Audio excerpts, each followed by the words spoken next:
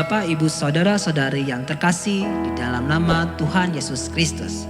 Kembali lagi dalam program Rema Renungan Singkat Firman Tuhan di channel YouTube GPSI PK. Sebelum kita merenungkan firman Tuhan, mari kita menyembah Tuhan dengan lagu Kau Tetap Allah.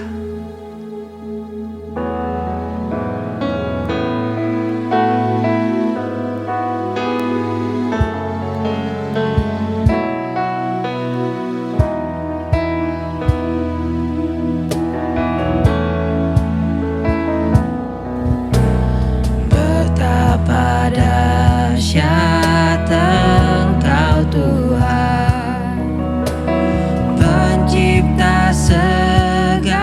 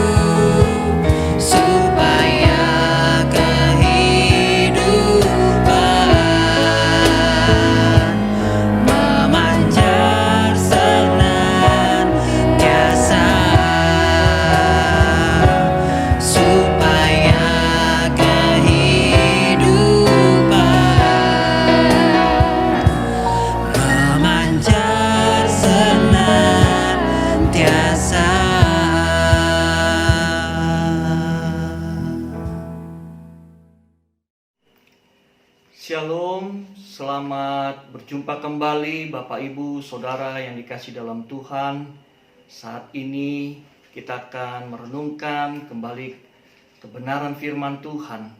Tapi sebelumnya mari kita satu di dalam doa. Mari kita berdoa. Bapa di dalam surga, Bapa di dalam nama Tuhan kami Yesus Kristus, Tuhan dan Juru Selamat kami. Kami mengucap syukur kepada Engkau karena Engkau baik dalam kehidupan kami. Ya Tuhan, pada kesempatan ini kami akan merenungkan dan mempelajari akan firman Tuhan. Biarlah ya Tuhan, Engkau memberikan kami pengertian, Engkau memberikan kami pemahaman dengan baik dan benar. Dan juga terlebih, mampukan kami Tuhan untuk kami melakukan kebenaran firman Tuhan. Terima kasih Tuhan. Di dalam nama Tuhan Yesus Kristus kami berdoa dan mengucap syukur. Amin. Bapak Ibu Saudara yang dikasihi dalam Tuhan Yesus Kristus, marilah kita membuka Alkitab kita di dalam 1 Yohanes pasal 5 ayat 16 sampai 17. 1 Yohanes 5 ayat 16 sampai 17. Saya akan bacakan untuk kita semua. Demikian firman Tuhan.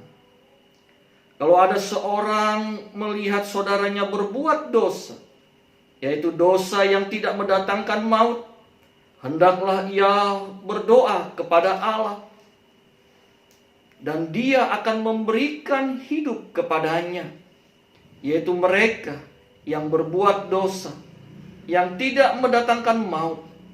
Ada dosa yang mendatangkan maut, tentang itu tidak kukatakan bahwa ia harus berdoa. Semua kejahatan adalah dosa, tetapi ada dosa yang tidak mendatangkan maut. Demikianlah pembacaan Alkitab. Berbahagialah kita yang membaca, merenungkan, serta melakukannya di dalam kehidupan kita sehari-hari. Bapak Ibu Saudara yang dikasihi oleh Tuhan Yesus Kristus, 1 Yohanes 5 ayat 16 sampai 17 merupakan tulisan yang ditulis oleh Rasul Yohanes. Di sini Rasul Yohanes membedakan tentang dua macam dosa.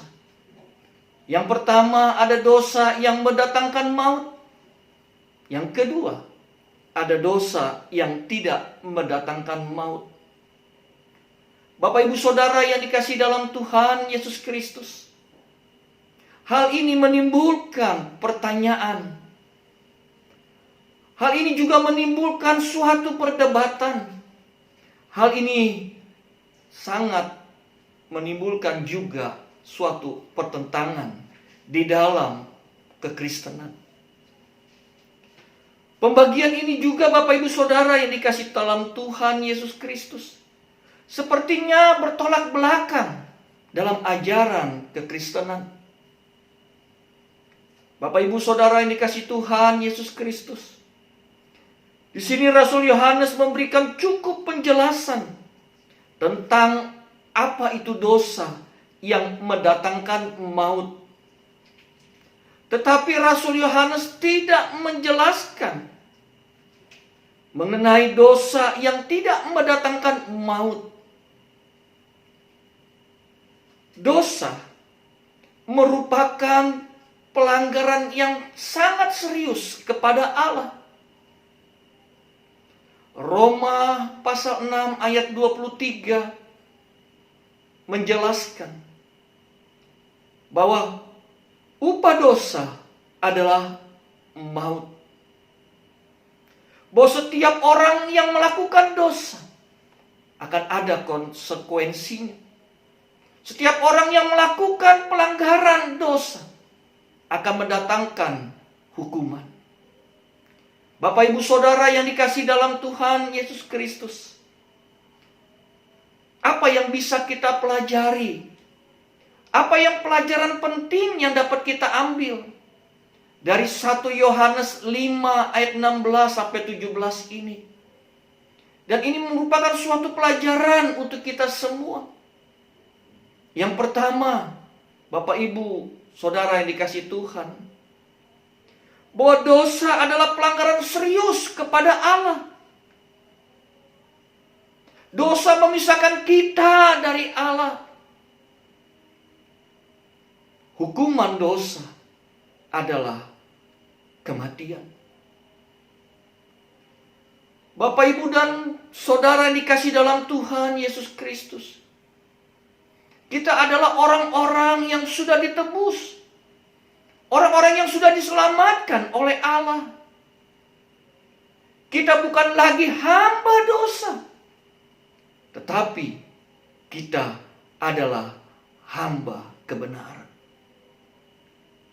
Kristus telah menebus dan menyelamatkan kita dengan Dia menyerahkan hidupnya di atas kayu salib untuk menebus segala dosa saya dan dosa Bapak Ibu.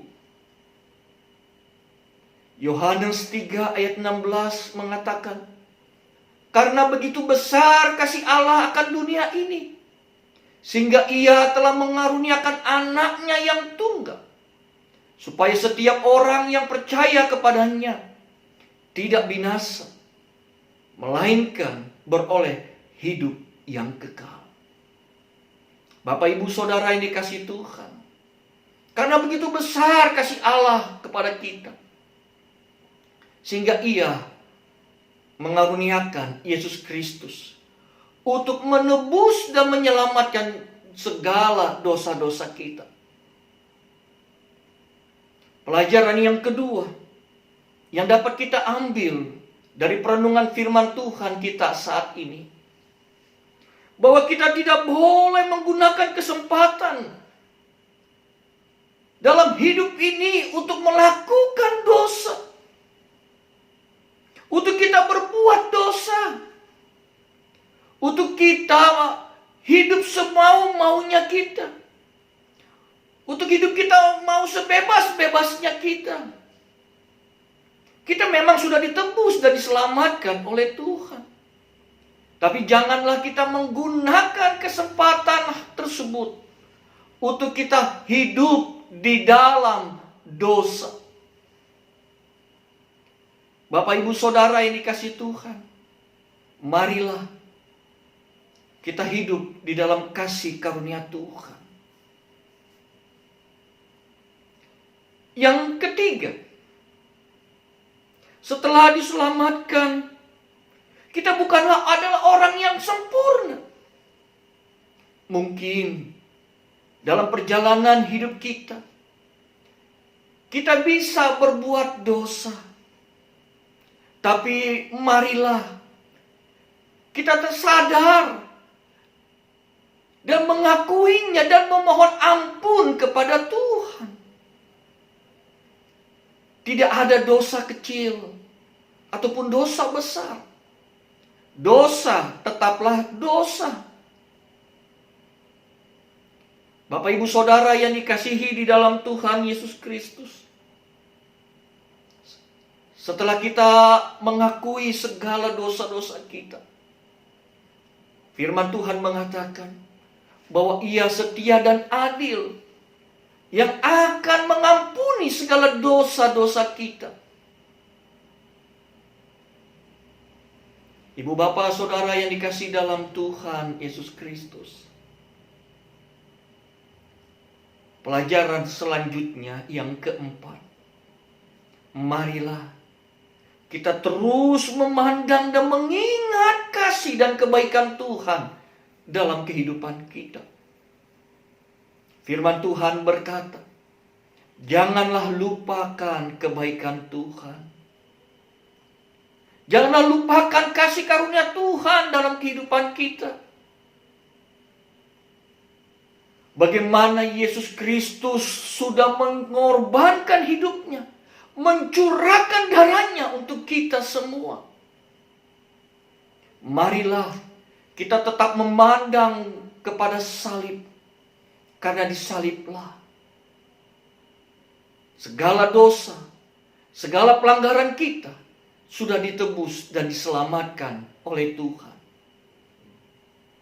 Dan yang terakhir, Bapak Ibu Saudara yang dikasihi Tuhan, setelah dosa-dosa kita diampuni dan ditebus oleh Tuhan, dan sekarang kita adalah orang-orang yang ditebus dan diselamatkan, marilah kita hidup untuk melayani Tuhan.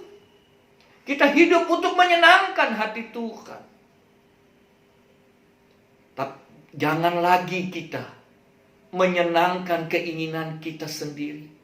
Jangan lagi kita mengikuti apa yang menjadi keinginan daging kita.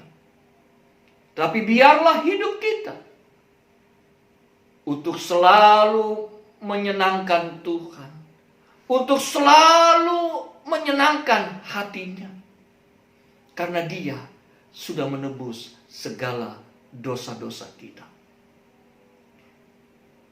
Biarlah perenungan firman Tuhan saat ini boleh memberkati kehidupan kita. Tuhan memberkati. Amin. Mari kita berdoa.